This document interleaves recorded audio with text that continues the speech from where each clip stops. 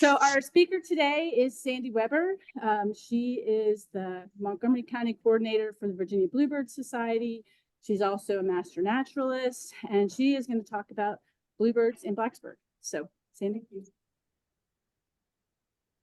Hi, everybody. I hope I can stand by the microphone because I want to wander. Thank you all for coming. I see there's quite a bit of interest. I got started with bluebirds, and I actually just want to start out by saying that bluebirding is a verb. We go out bluebirding. I share a little grassy area with my neighbor, and we had a little yard. And when I was working on my garden, I thought, well, I'm just going to put a little bluebird house as just a whimsy. I really didn't expect a bluebird. Oops, I didn't really expect any bluebirds to move in because I think of them as more rural, specialized birds. But lo and behold, a bluebird showed up, a pair of bluebirds showed up, and I put it on Facebook. I think this might have been like 7 or 8 years ago. And I got a note on Facebook from someone at the Virginia Bluebird Society who said, well, if you want to keep the bluebirds, put some mealworms out for them, live mealworms. So I got some live mealworms, and sure enough, these bluebirds nested in my yard right in central Blacksburg. We live pretty near the municipal golf course, the Hill. And, you know, they're just stunning birds, and I got interested in them. And then I found out about the Virginia Bluebird Society and found out that there are people who have bluebird trails and really spend a lot of time trying to encourage the bluebirds. So I hope I can get you excited about them. Today, what I'm going to talk about, let me see if I can make this go to the next, maybe not. Next slide. Yeah, that's right. Sorry, we're just going to get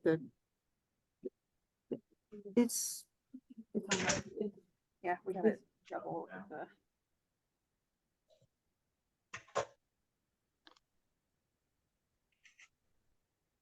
I don't see the cursor.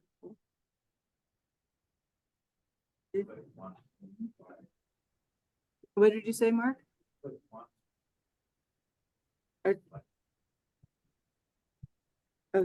Well, here we go.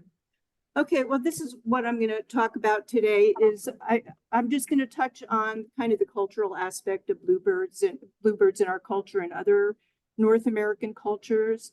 By the way, bluebirds are a North American bird. They go as far as Mexico. There's 7 subspecies of our eastern bluebird. There are western bluebirds and mountain bluebirds, but they're really not just on the other side of Mississippi, but they're in the far west and northwest. I'm going to talk about threats to the bluebird population. I'll go into some detail on that. I have some great slides of what happens in the nesting box of the pair of bluebirds and nests and the eggs. Talk a little bit about bluebird trails, how to start a bluebird trail, what to do if you don't want to have a bluebird trail, but you want to support bluebirds. And then I have some resources for you to help you get started. So the first thing I want to point out is not everybody knows what a bluebird is or has seen a bluebird. And in fact, the other day we were having some beverages on our deck with a friend of ours, and a bluebird showed up at our feeder. And my friend said, "What is that?" And I said, "It's a bluebird." And he always thought connected to your AirPods now.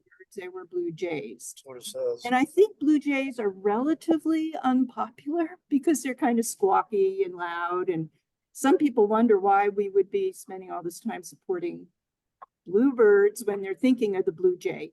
And actually, I really can't diss blue jays because they're really a warning system for all of our other little perching birds. And so they're okay too. But the bird on the bottom below the blue jay, of course, on the right, and then below that is a nuthatch.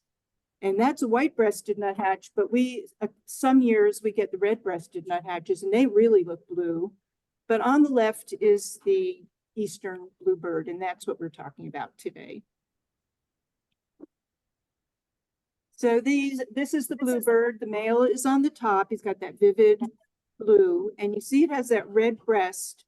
Bluebirds are in the thrush family, and so are robins. So if you think about robins have that red breast, very similar in a way.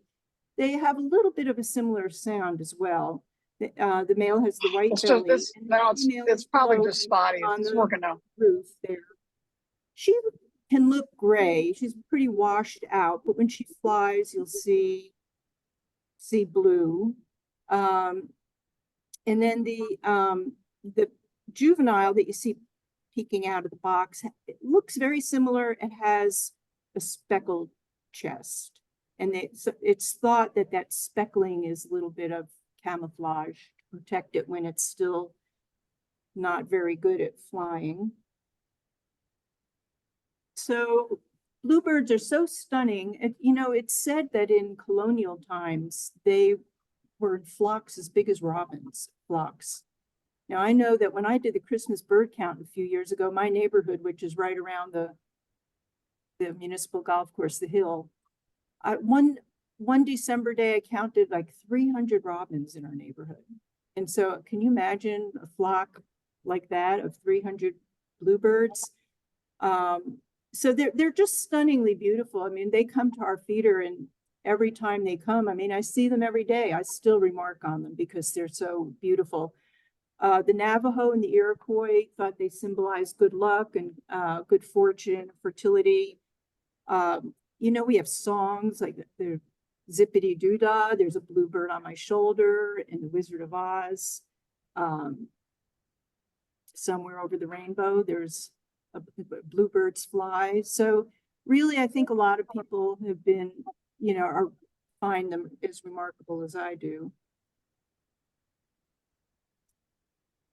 So I mentioned that they used to be very plentiful. Bluebirds are not endangered, or they're a species of least concern right now. But that is probably because their populations are somewhat artificially supported by all the people who have bluebird trails and bluebird boxes. And the reason that they're on decline, I'm going to go over why they declined for a while. This was at the turn of the 20th century, in the 1910s, 1920s, 1930s. Their numbers really plummeted, and it's because of habitat loss and some competition from some exotic birds that were brought to the United States. So the first person who really spoke up publicly that we know about was someone named Thomas Musselman from Quincy, Illinois. And he looked out his back window and saw bluebirds being evicted from their nest by house sparrows. And that's when he kind of got serious about looking into this and seeing what he could do, and starting to build bluebird boxes and trails and protecting bluebirds. In 1934, he published an article for the Audubon Society in one of their magazines or newspapers. So he was the first person who started bluebird trails, and they did get started. That article was pretty seminal. And then in the 60s and 70s, we started the environmental movement. So Dr. Larry Zeleny got very involved, and he wrote an article called Song of Hope for the Bluebird, and that was published in National Geographic. And that was really the impetus to start the North American Bluebird Society. The North American Bluebird Society is primarily an organization that gives information. It's an outreach and educational organization. But then there are a lot of state organizations like the Virginia Bluebird Society. I think many of the states in the East have Bluebird societies, and also in the West. But they actually are the people who get people out making the trails, building the boxes, monitoring the trails.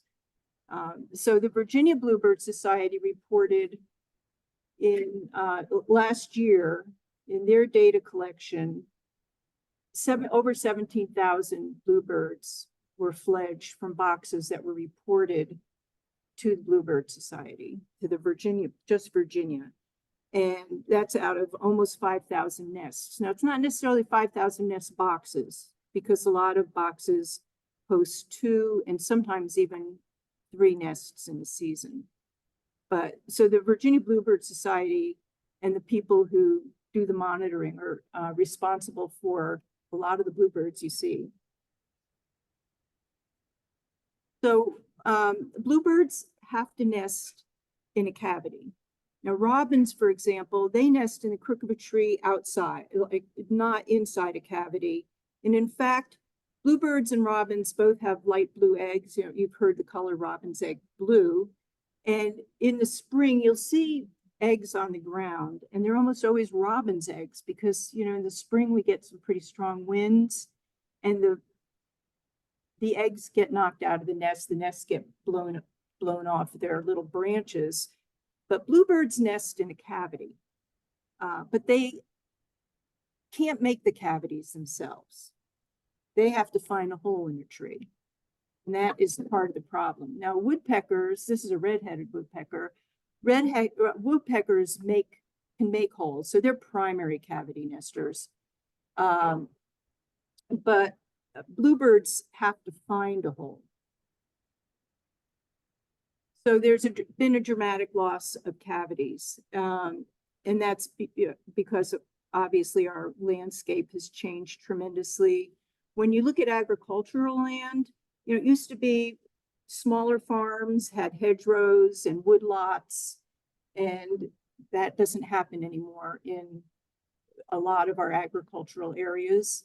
And then suburbia, you know, urban sprawl and suburban sprawl. People take trees down if they look damaged. And of course, there are liability issues. I think people are becoming more attuned to it. I noticed, I read an article the other day about an arborist, I think he's in North Carolina, who specializes in saving trees, in protecting trees that have cavities and holes and are wildlife trees. So old trees are a problem. And then there used to be wooden fence posts that got cavities in them. So there's just a reduced supply of places for bluebirds to nest. Then the other problem, I think we went to PowerPoint from my Mac program, that we have competition, and the house sparrow is probably the biggest competitor for bluebird spots. They both like the same kind of nesting spots. I believe it might have been the USDA brought, but I won't swear to that. I'm not sure about that, so don't quote me on it. But they brought the house sparrows to the US in 1851. Now, we have house sparrows in Blacksburg. You'll see them if you eat downtown, if you eat outside at a table and there are French fries on the ground, and you see a little brown bird going after it, that's a house sparrow.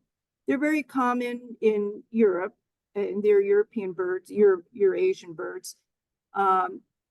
They also go into agricultural land where there's a lot of feed spilled, animal feed. They like the grains, and they also will go to places where people feed inexpensive bird feed that has a lot of millet in it and little seed like that. So I have 3 bird feeders at my house, 3 or 4 or 5, depending on how you're counting.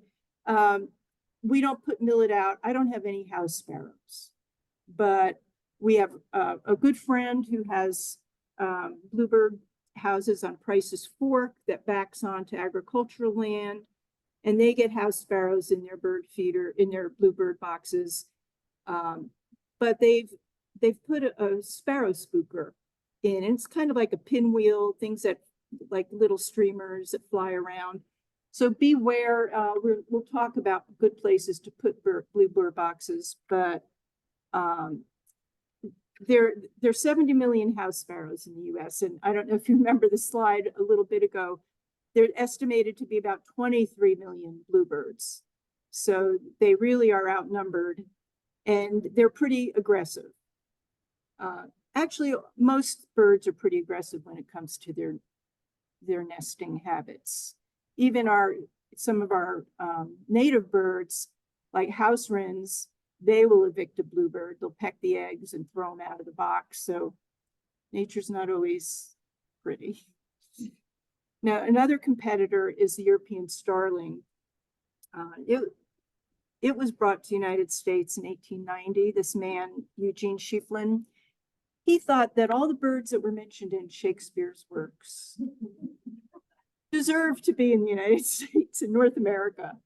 And starlings are they're known for these huge conglomerations where they fly in big flocks. They're called murmurations. They're just stunning, and their plumage is beautiful. They're not bad birds. They're no bad birds, but they really compete for nesting spots. Now, if you have a nest box that's built for bluebirds, the hole is 1.5 inches, and the European sparrow can't get in it, or European starling can't get in it. But holes in trees and those things that the starlings will take over. You'll see starlings this time of year. They're nesting, so they're paired off. They're not in their big murmurations, but after they finish their nesting, they all kind of get back together into a flock and fly around. There's thought that there may be 23 or 200 million starlings in the US. So again, a big, serious competitor. Then herbicides and pesticides are a problem. Many of you, I know if you're here, you're thinking about sustainability. You may know that the insect population in the US has decreased, or around the world has declined by maybe 25%. Bluebirds will eat berries and nuts, but they're primarily insectivores, and that's what they want to feed their young. I haven't found a number for bluebirds, but I know it's been said that chickadees, to raise a brood of chickadees, those parents need to get 2,000 caterpillars to feed their young. So if you try to get rid of insects in your yard because they're yucky, then the birds, you'll be getting rid of your birds too. And the caterpillars eat native plants. They don't eat the plants that you get at the nursery that say pest-free. So we need those caterpillars and the other insects that come from the caterpillars and the insect larvae. And then pesticides and herbicides can pollute the water. I know some of you are old enough to remember DDT and how it really decimated the bald eagle population and other birds of prey. And so we don't really always know what the herbicides and pesticides are doing. So the good news is that bluebirds love houses. They take very readily to artificial housing. My husband and I went to Ohio to install 4 bird boxes, a gift for friends of ours who've always hosted us on their rural property. And we were installing the 3rd box. The first box that we installed already had bluebirds checking it out. They just really love artificial housing, and you can be a landlord. There's a Facebook group called Bluebird Landlords, and so you can install a bluebird trail or just one bluebird box in your yard. You can maintain trees that have cavities to help them. So you can have bluebirds too. So the best habitat for bluebirds is open land. I have 4 bluebird trails right now that I personally have installed with my husband's help. And then I monitor every week. And the best ones are on the golf courses. And you would think, because there are a lot of herbicide inputs on golf courses, that it might be problematic, but they just love the mowed lawn with scattered trees. They like to sit in a tree, kind of on a low branch, and look for insects. They can see their house, they can see their nest. They can see their nest, and they can see the insects, and they drop down, hawk insects, and then take them to their nesting box. So open land with scattered bushes. And then I think I've mentioned some of that. When I first put boxes at the Turf Grass Center, which is on Southgate, kind of next to near the German Club, that area, I tried to stay out of their operations way, out of the mowers and stuff. And so I backed a lot of the boxes up against the little woodlands that surround it. And that attracted lots of house wrens. And as I said, they compete with the bluebirds. So I've now moved a lot of those boxes out into the center of the mowed area. We had that same problem over at the high school. A lot of the area had grown up and they're backed up onto woodland and they get a lot of house wrens. So Bluebird Trail is a series of boxes. Depending on the territory, you're going to get different birds. Over at the high school, we have a trail that the master naturalists take care of after the students are out for the year. And it is primarily tree swallows, but they've also had a decline in their populations, and we don't really mind the tree swallows. The chickadees will use these boxes, titmice. I'll show you some of their nests in a bit. They all look different. But the only birds that you can actually evict from a bluebird box, if they are in one of your nesting boxes, is a house sparrow or a European starling. All the other birds are native birds and they're protected by the International Migratory Bird Treaty Act. And technically you're not allowed to have nests or eggs or even feathers. I don't think anyone's going to arrest you for picking up a feather, but it is against the law. And what some people do with house sparrows, because they have some moral issues of removing boxes, they'll put fake eggs in. They'll take the real eggs out, put fake eggs in, and it prevents, if you take the nest away, the house sparrows either build another nest or they'll go to another box that already has bluebirds and evict them. So some people just let them continue nesting and put in dummy eggs. So boxes, I'm going to actually go to the next slide because I can show you a little better. They should be well constructed so they're not leaky. It's nice if they have a ventilation on this particular box. There are a lot of different box designs. The previous slide said they should be wood, but there are some acceptable other ones I've seen. PVC boxes, and some people swear by them. I'll point this out later, but the Bluebird Monitor Guide has different plans for boxes, and there are a lot of plans online, and you can buy boxes, and some of them are out of that new fake wood that's made out of plastic. So I don't know that it has to be wood, but it should insulate fairly well, especially as our climate warms up and our summers become hotter. That little overhang protects the hole from rain. There doesn't have to be a perch. You'll see a lot of decorative boxes have a little perch for the birds. It's not necessary. It should be 4 inches by 4 inches at least. And it needs to open for easy to look inside it easily. Now this box also has a few other features. You can see the stovepipe baffle, and that prevents snakes from coming up on it. And black snakes are pretty common. They like bird eggs. And particularly when it's raining, they want to get off the wet ground. They'll go up in trees and they like the poles. So that's important. And the little, I don't know, it doesn't show up too well, but there's like a hardware mesh box in front of the hole. That's called a Noel guard, and that keeps raccoons and cats and other things from reaching in to get the eggs. And the hardware cloth is left snipped and it's pointy. The birds don't seem to mind it. I think I covered all the And it should be on a pole, not on a fence post. Because fence posts are pretty easy to climb. When I say metal pole, it could be a metal fence post, but not, wooden fence post.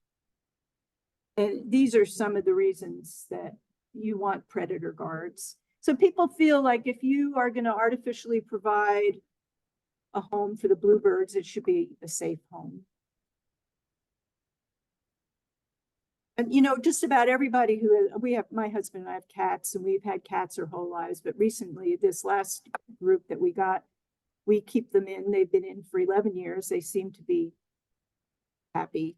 But most people who have cats and let them roam say their cat never eats a bird.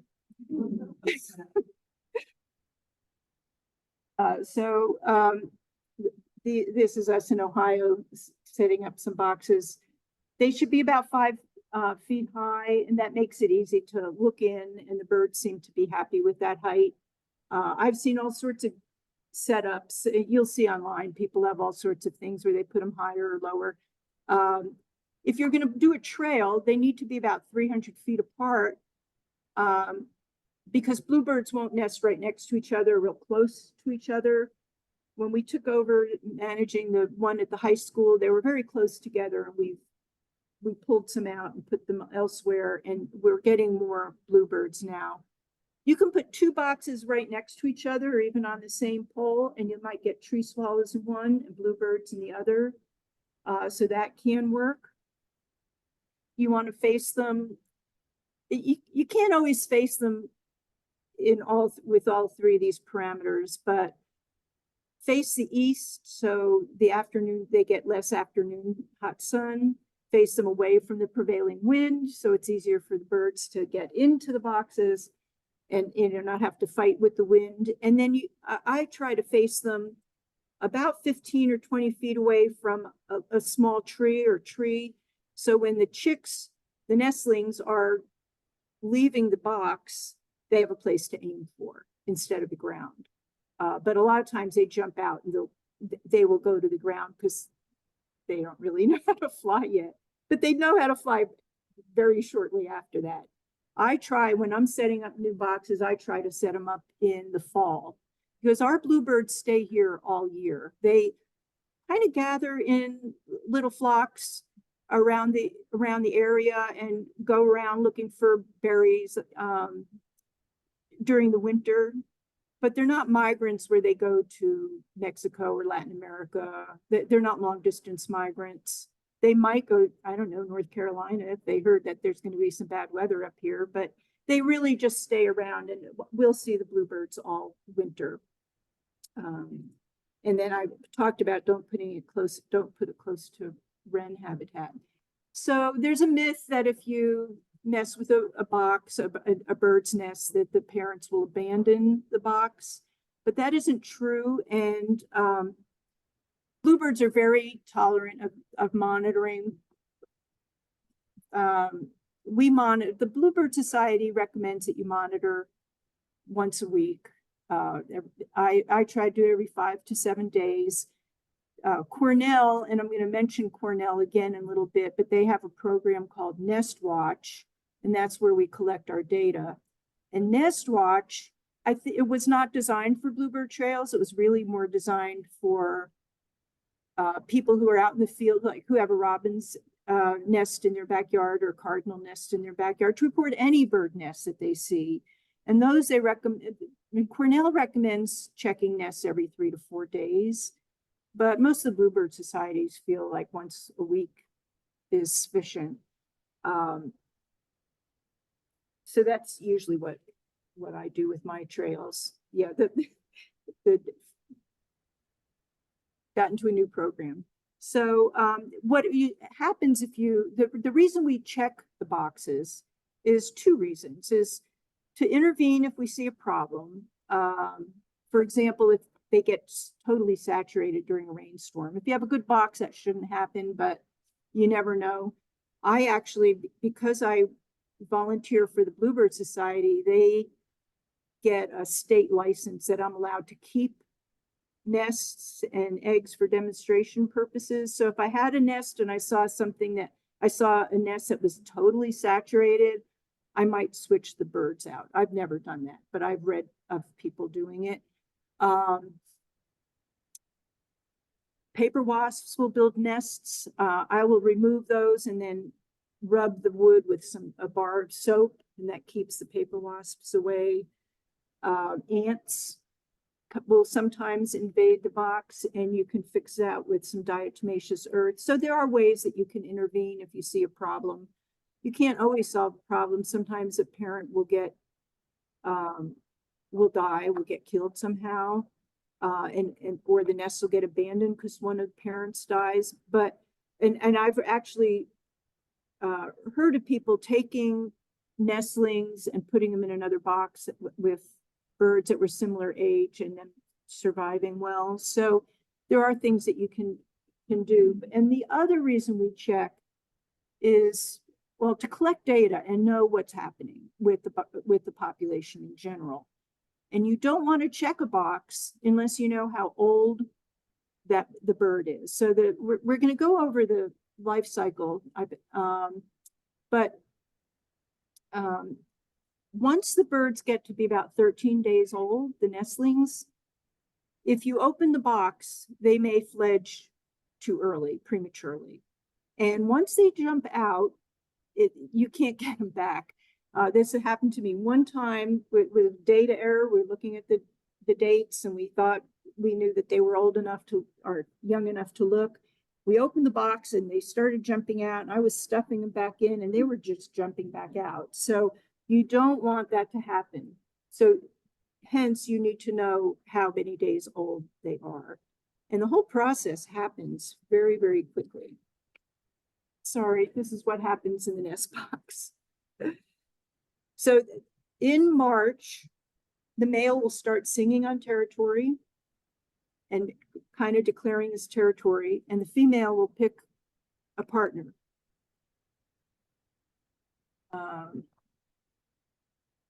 And then after she picks the nest spot, she'll take 5 days to 10 days to build the nest. And usually it'll be very nicely woven. It'll be pine needles or grasses, sometimes both, but they're very neat nests. She makes they start weaving it, but then you know the nest is complete when there's a cup shape in it.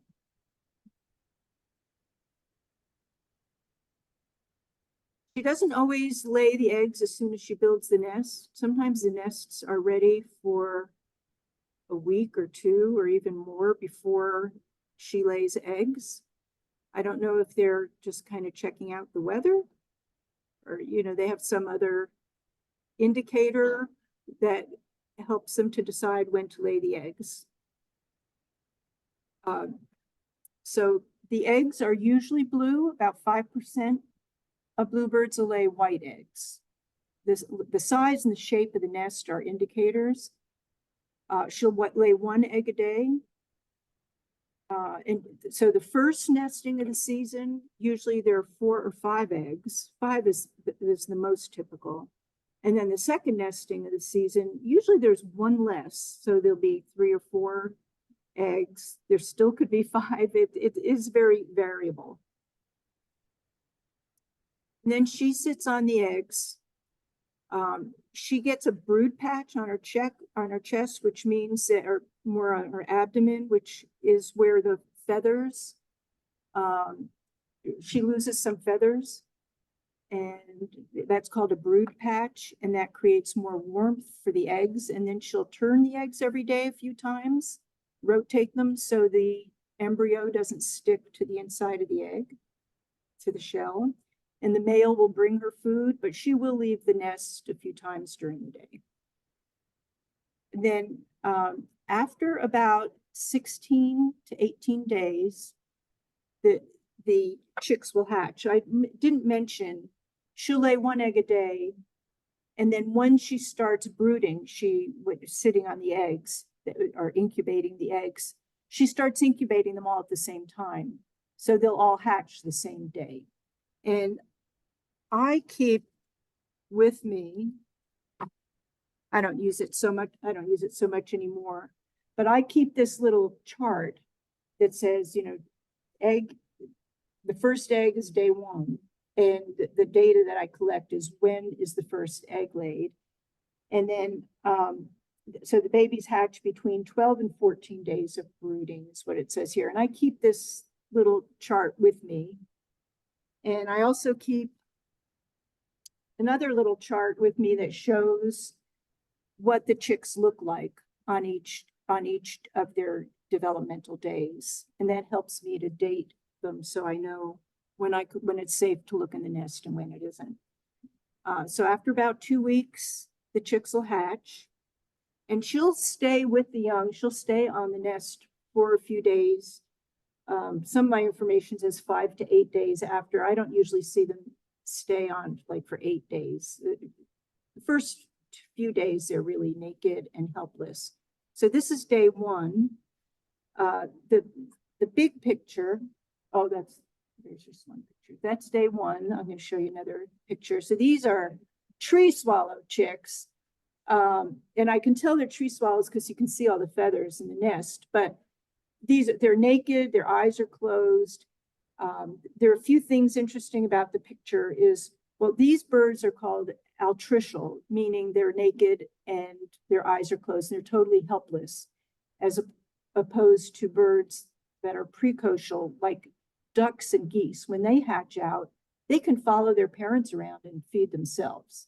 Parents might help them, but they just hop out of the egg and get going. But these chicks are helpless.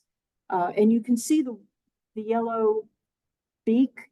That's called the gape. They open their mouth, they gape, and it gives the parents a target of where to drop the food. And actually, that's what makes it easy to count. When you look in the nest and you just see this mass of feathers or naked babies, you look for the gape, and that's the one way to be able to count how many are in there.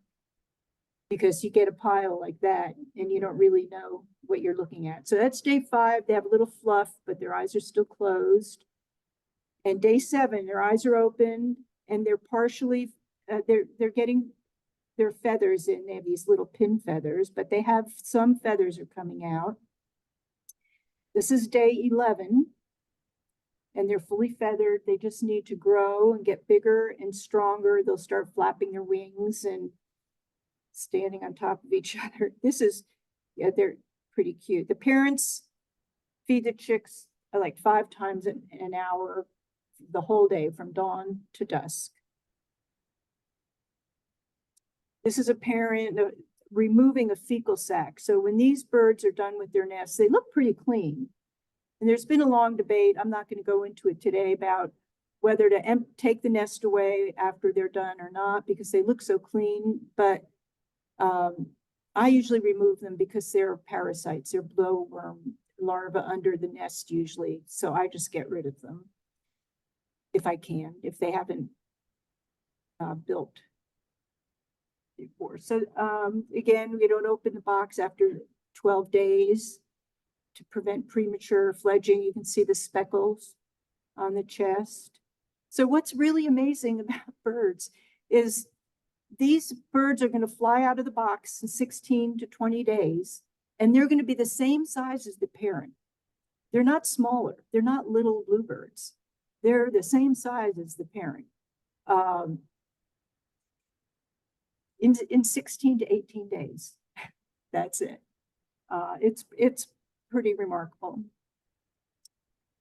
The reason I keep saying a box, not a house, is the birds don't really live in this house like year round. They don't set up housekeeping. They just nest in the box. Once the birds fledge, they're gone. They don't ever go back to that box with those chicks. They might go back to the box next week and set up a new nest and lay more eggs, but it's not like they live there. They just nest there. There's a father bringing a caterpillar. So here are some other bird species that you might see. This is a tree swallow. It's also blue. It's very iridescent. Sometimes it looks green, sometimes it looks blue. It hawks right close to the ground and catches insects. They are migrants. They come back to our area just after the bluebirds start building their nests. And what they'll do is they build their nests and lay their eggs after the bluebirds. They'll put one feather in the box and kind of reserve it. There is a box right now over at the middle school that is just filled with pink feathers. I don't know if that bird killed a flamingo or what, but it just pink feathers. I don't know where it found them. Usually they're duck or goose feathers, and it says they'll fly a few miles to find them. So maybe they go to the duck pond. You know, I don't know where they go to get them. This is a house wren. House wrens just pile sticks in the box. The sticks usually have, you'll see a few little spider cocoons. They think that the spiders might eat little parasites like bird mites and that kind of thing. They're cute. They are migrants. When they come back to town, they just sing their hearts out. And one of the reasons they're called house wrens is their protective device is to stay close to people. So they might nest if you leave a shoe on your deck or, you know, a wreath on your door. House wrens like to be close to people. And they'll just fill the box up to the top. And once they build their nest, they'll also fill all the other boxes in the neighborhood with the sticks to prevent, you know, to get rid of competition. And then chickadees and titmice build like an unbelievable nest. First, they put a layer of moss. So when I say a layer, it's like 2 or 3 inches of little bits of moss. The whole inside of the box is filled with moss, and then they make a cup and they fill it with down. I don't know if sometimes it's from plants like dandelions and fluff for milkweed and dog hair. I don't know where all they get it, but it's downy and they're very sweet. They only nest 1 time a year. And I think that's all I have to tell you other than how to get involved with bluebirds. So these are the trails in Blacksburg that I know about. As a volunteer for the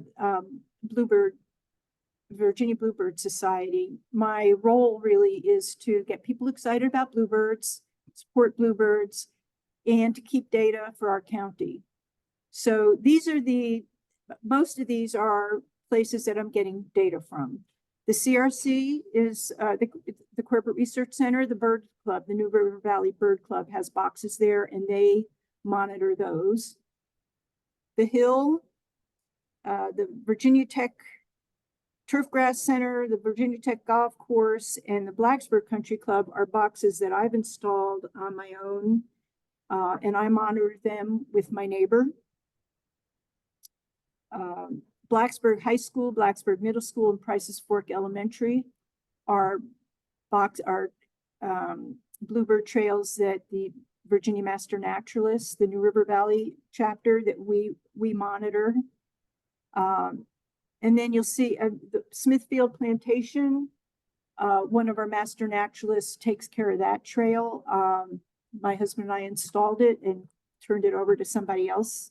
And then the Meadow, which is, I don't know how many of you know where the Meadow is, but it's off of Sheeler Lane, kind of down in the Nellie's Cave area. One of our Master Naturalists just put a bluebird trail in there this year. So those are the trails I know about, and that I'm getting data for, but I would love to get more data. So the 4 question marks are, if you know of another bluebird trail in the area. I know there are boxes that I've seen around, but I don't think they're monitored. If you wanted to find some of those boxes, if you've seen them and nobody's monitoring them, maybe you would like to take them over, or you'd like to set up your own trail. I'd like to get that. And then if you just think that you have you just want to have a bluebird box in your backyard. If enough people sent me data from their 1 box or their 2 boxes, I would make that a trail and call it the Blacksburg Backyards Bluebird Trail and compile it and send that data in. the data really helps us to understand what's happening with bluebirds. So I encourage you to do it. I brought my little, I didn't have business cards, but I brought I can give you a copy of my email address if you have data and want to send it to me. The data that we want is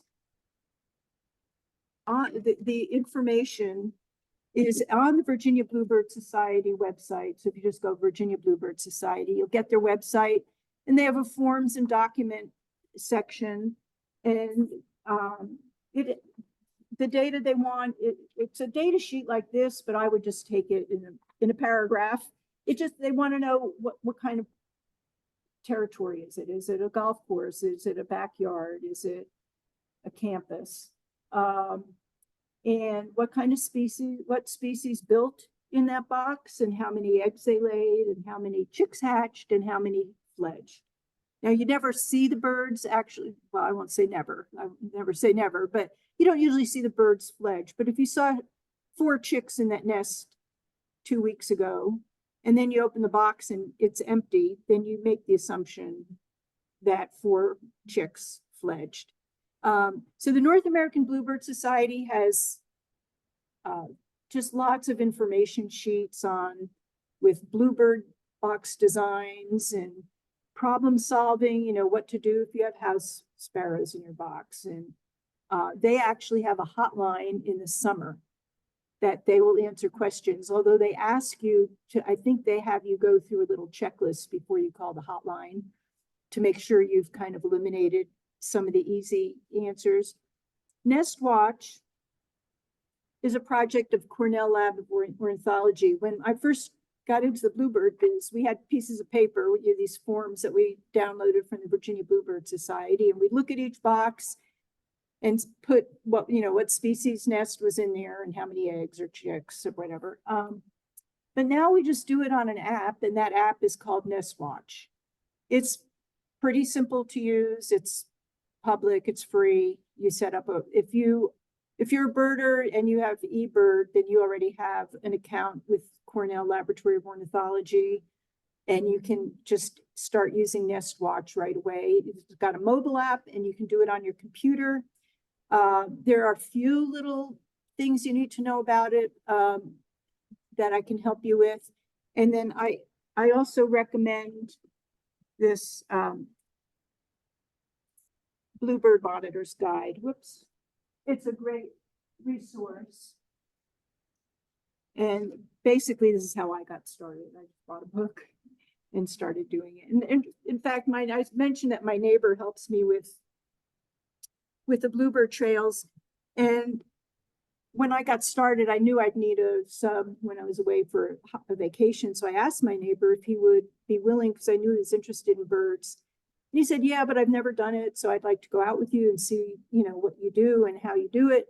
And the first time we saw nests, and then we saw eggs, and then we saw nestlings. I mean, he never stopped. He was just going to be a sub, but we both do it together as much as possible, because it's so much fun to be kind of a part, to see this little intimate part of nature that we don't usually get to see. And that's it. I'll be glad to take any questions.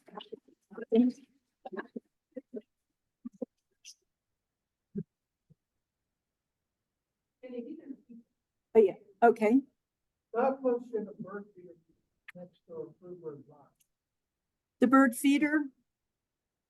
I don't think I know a real answer to that question, but I don't know the answer. I would say separate them at least a little bit, because there'll be a lot of competition. And, birds like to perch on things. And if you have a feeder next to a box, then the birds that are coming to the feeder, like the cardinals and the blue jays, they'll sit on the box just because it's a place to sit. So I would kind of separate them, but I don't have a specific amount. Yes. I have noticed that, but I've never seen live meal. So live mealworms, I think you can get them at PetSmart, but I've gotten them from a company called Exotic Nutrition Company, and they come in I don't get them anymore, but I did when I first started. they come in a bag, in a burlap bag or canvas bag, like wrapped in newspaper, and you have to take the newspaper out. You can get like a little plastic container with air holes. That's for keeping little things like like insects, and it's an insect holding box. And you fill it with some sawdust, and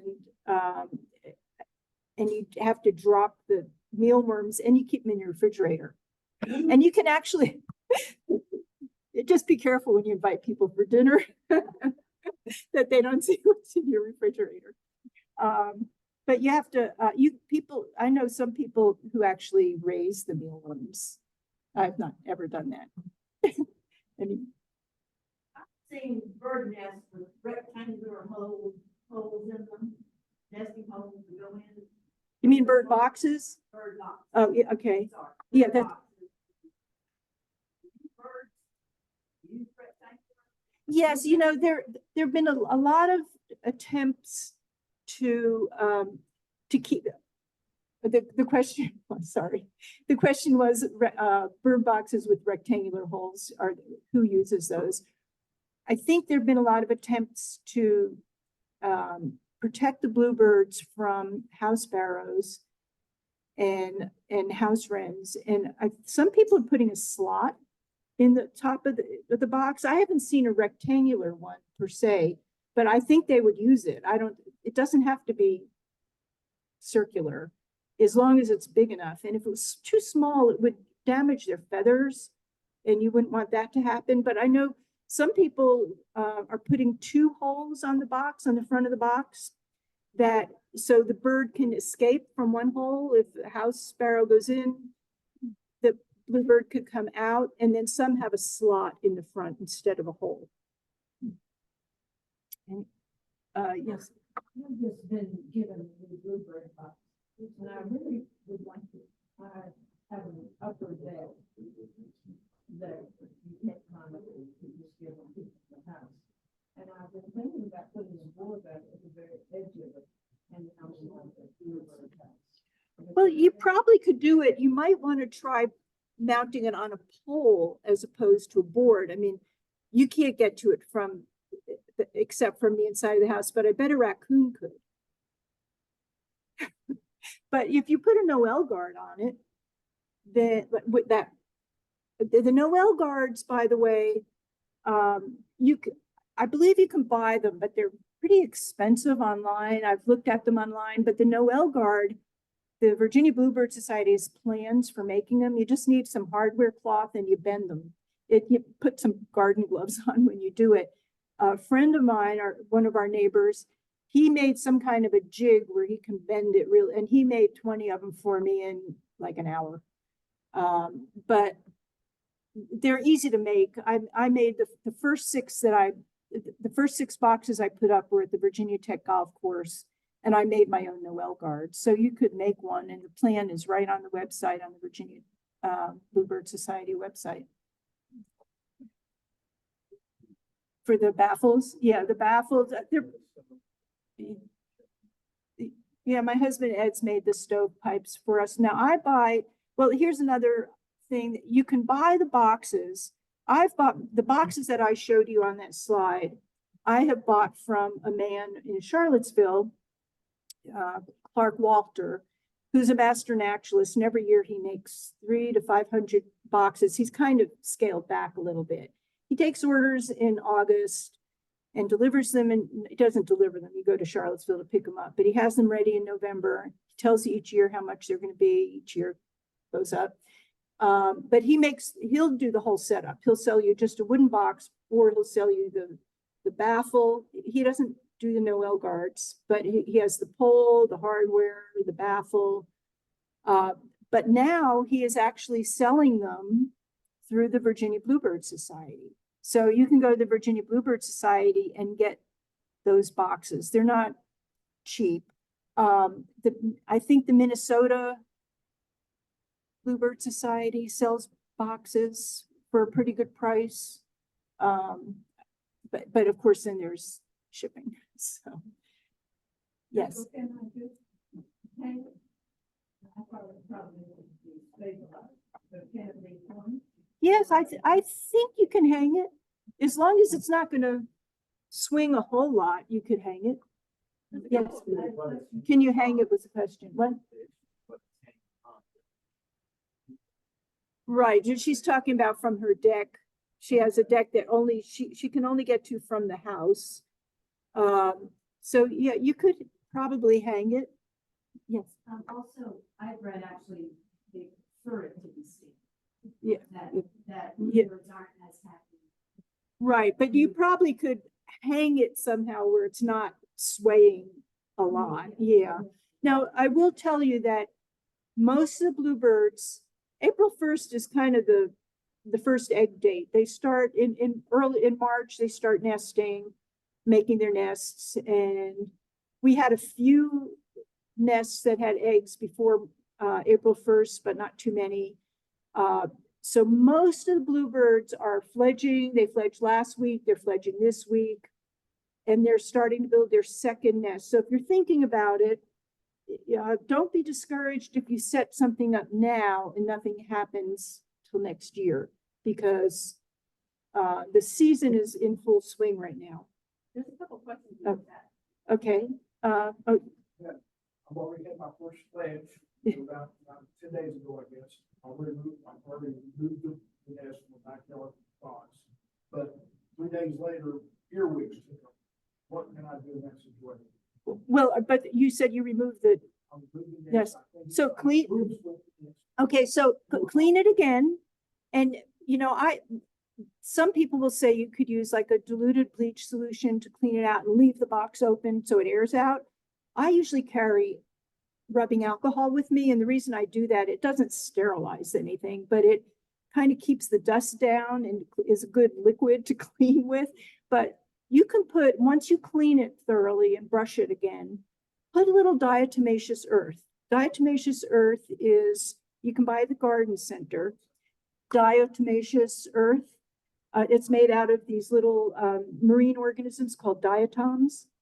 And you can buy it, it's ground up diatoms.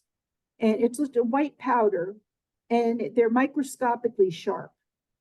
And they're insects don't, that kills insects. So if you brush it, I carry it in a little ketchup squeeze bottle in my utility bag that I take with me.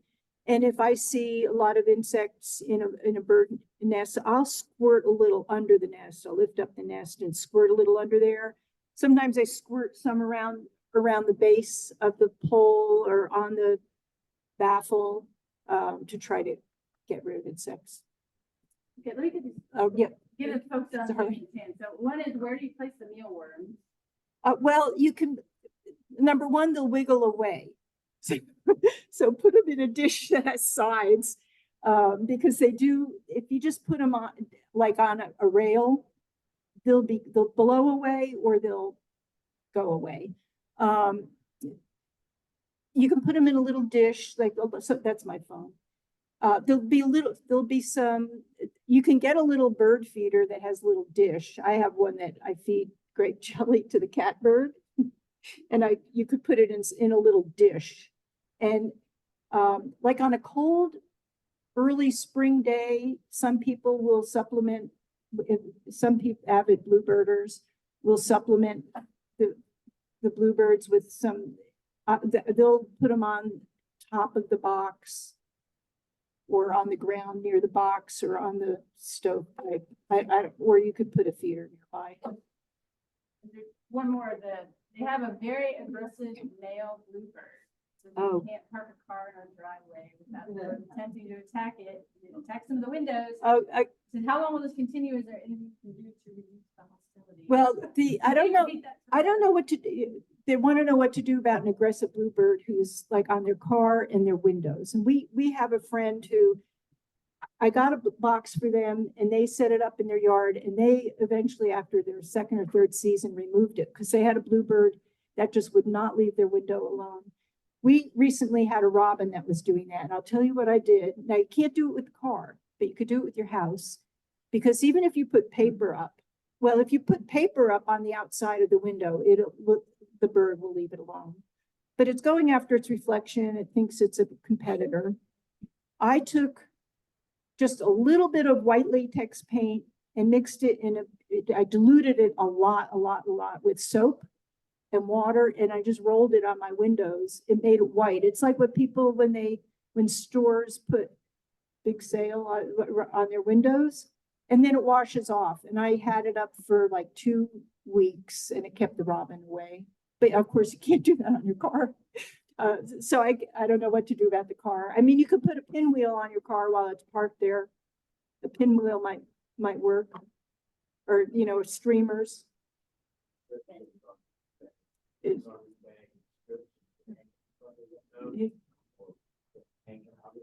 So Mark's saying put some strips of garbage bags or anything that'll flutter, like Mylar, anything that flutters, and roll it up in your car window and let it, on the outside of your car window, let it be streamers of some sort. We're not out of time, so. Okay. The last question. So what about, when do you replace a Bluebird box? When it's no longer watertight, and we have a bunch of boxes over at the high school.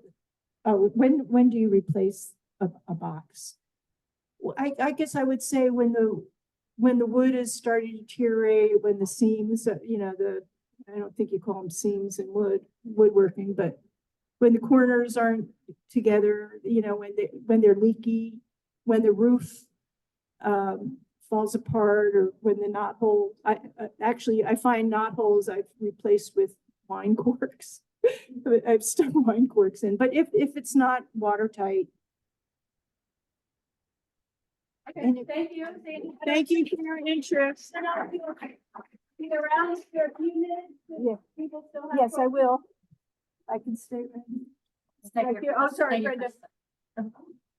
Sorry. So on behalf of Sustainable Blacksburg Board, we would like to express our appreciation to you and have a small gift for you. Thank you very much. So thanks again for Thank your you. time. and Thank for you. being Sorry, I forgot to introduce you.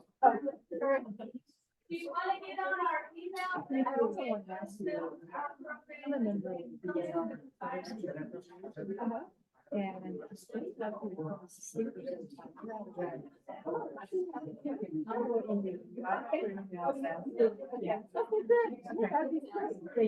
I'm Bonnie.